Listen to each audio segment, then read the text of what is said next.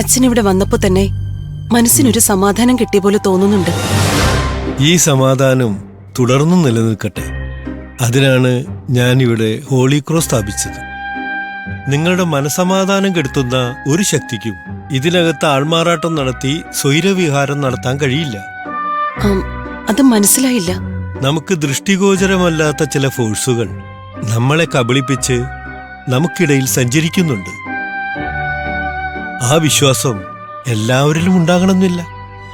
ഞാനത് പറഞ്ഞതുകൊണ്ട് റീന ടെൻഷനാകൊന്നും വേണ്ട. കർത്താവിന്റെ എല്ലാ അനുഗ്രഹങ്ങളും നിങ്ങൾക്കും നിങ്ങളുടെ ഹോസ്റ്റലിനും ഉണ്ടാകട്ടെ. വരട്ടെ. ശരി. സമയം കിട്ടുമ്പോൾ അടിമറ്റത്തെ പള്ളി സന്ദർശിക്കാൻ മറക്കണ്ട കേട്ടോ.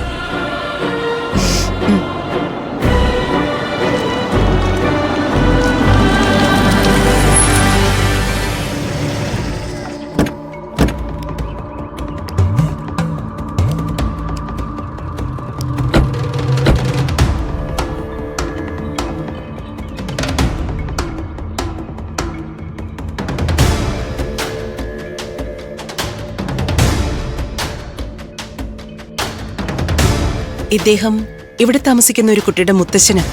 അച്ഛനറിയോന്നറിയില്ല. സൂര്യമംഗലത്തെ ഇളയത് തിരുമേനി. സൂര്യമംഗലത്തെ ഇളയത് തിരുമേനി? ഈ പേര് കേൾക്കാത്ത മാന്ത്രികന്മാരുണ്ടോ? തിരുമേനിക്ക് അറിയോ ഇദ്ദേഹത്തെ? ഇദ്ദേഹമാണ് അടിമറ്റത്ത് കത്തനാർ. അടിമറ്റത്ത് കത്തനാർ മഹാമാന്ത്രികനല്ലേ, അറിയാതിരിക്കൂ? അങ്ങയെ നേരിൽ കണ്ടതിൽ വളരെ സന്തോഷം. സാക്ഷാൽ സൂര്യമംഗലത്ത് തിരുമേനിയെ നേരിൽ കാണാൻ കഴിഞ്ഞതിൽ എനിക്കും സന്തോഷമുണ്ട്. അങ്ങയുടെ നിമിത്ത ശാസ്ത്രത്തെപ്പറ്റി ധാരാളം കേട്ടിട്ടുണ്ട്. അങ്ങയുടെ സിദ്ധികളെക്കുറിച്ചും ചിലതൊക്കെ കേട്ടറിഞ്ഞിട്ടുണ്ട്. ഈ സമയത്ത് ഇവിടെ വന്നതും കണ്ടതും ഒരു നിയോഗമായി കണ്ടാ മതി. നിയോഗമല്ല, നിമിത്തമാണ്. ആയിക്കോട്ടെ. ഞാനിവിടെ വന്ന അതേ സമയത്ത് അങ്ങേക്ക് ഇവിടെ വരാൻ കഴിഞ്ഞത് ഏതോ വലിയ ആപത്തിനെ തടുക്കാൻ തമ്പുരാൻ നൽകിയ നിമിത്തമാണ്. നമുക്ക് വീണ്ടും കാണേണ്ടി വന്നേക്കാം.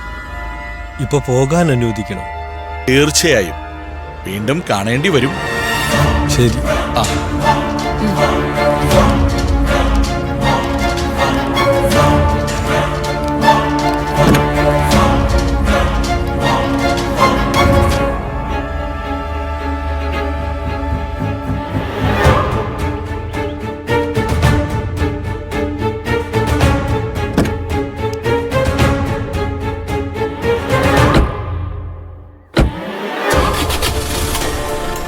കേൾവി കേട്ട രണ്ടുപേരും ഇവിടെ വെച്ച് തന്നെ കണ്ടുമുട്ടിയല്ലോ. സന്തോഷമായി. അടിമറ്റത്തെ കത്തനാര് വെറുതെ ഇവിടെ വരില്ലല്ലോ. എന്താ വിശേഷം? ഇവിടെ ഒരു വെഞ്ചരിപ്പ് നടത്തണമെന്ന് വളരെ നാളായി ആഗ്രഹിക്കുന്നു. അദ്ദേഹം അതിനായിട്ട് വന്നത്. അച്ഛന്റെ ലക്ഷ്യം വെഞ്ചരിപ്പോ? അങ്ങനെ ആയിരിക്കില്ലല്ലോ.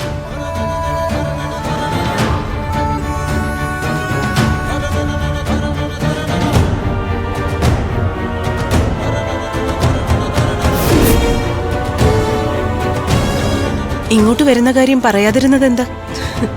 കുട്ടികളെ കാണാൻ വേണ്ടി മുത്തശ്ശന് പെട്ടെന്നൊരു തോന്നലുണ്ടായി. അങ്ങനെ പുറപ്പെട്ടു വന്നതാ. കുട്ടികളെ ഒന്ന് കാണണം.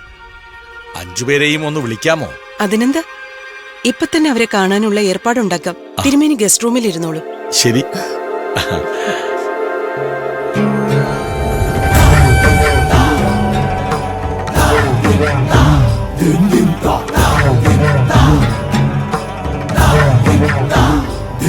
കേശവ. ഓ തിരുമേനി. എന്താ തിരുമേനി? തന്നോടൊരു കാര്യം പറഞ്ഞ് ഏൽപ്പിക്കുന്നുണ്ട്. പറഞ്ഞോളൂ.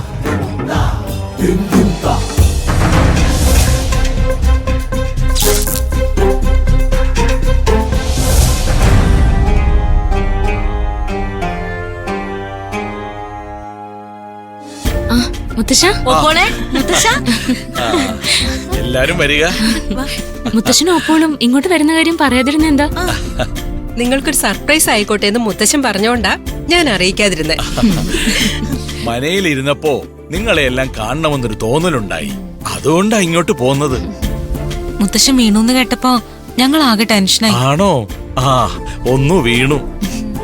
മുത്തശ്ശനെ നേരിട്ട് കണ്ടപ്പോഴാ നമുക്ക് സമാധാനായത്. മുത്തശ്ശ, സൂക്ഷിച്ച് നടക്കണേ. അതിരിക്കട്ടെ. കഴിഞ്ഞ ദിവസം ഇവിടെ നിന്നും പുറത്തു പോകരുതെന്ന് നിങ്ങളോട് ഞാൻ പറഞ്ഞിട്ടും നിങ്ങൾ പുറത്തുപോയി. എവിടെയും പോകില്ല എന്ന് ഓപ്പോളിനോട് പറഞ്ഞിട്ട് നിങ്ങൾ പുറത്തുപോയത് എന്തിനാ? മുത്തശ്ശ, കോളേജ് ഇല്ലാത്ത ദിവസം ഇവിടെ ഇരുന്ന ഭയങ്കര ബോറടിയാ. അതുകൊണ്ടാ പുറത്തു പോയേ. പുറത്തു പോകരുതെന്ന് മുത്തശ്ശൻ. ഇവിടെ ഇരുന്ന ബോറടിയും. പോവാനും വയ്യ, പോവാതിരിക്കാനും വയ്യ എന്നൊരവസ്ഥയിലായിപ്പോയി ഞങ്ങള്. ഞങ്ങള് ദൂരെ ഒന്നും പോയില്ല മുത്തശ്ശ. ഇവിടെ അടുത്തൊരു സ്ഥലത്തേക്കാ പോയത്. ആ യാത്ര നിങ്ങൾക്ക് സമാധാനമോ സന്തോഷമോ നൽകിയതായി ഞാൻ കാണുന്നില്ല. അത് ശരിയാ മുത്തശ്ശ. മുത്തശ്ശന്റെ വാക്ക് കേൾക്കാതെ പോയതുകൊണ്ട് ഞങ്ങക്ക് സന്തോഷ സമാധാനം ഒന്നും ഇല്ലായിരുന്നു. അതുമാത്രമാണോ?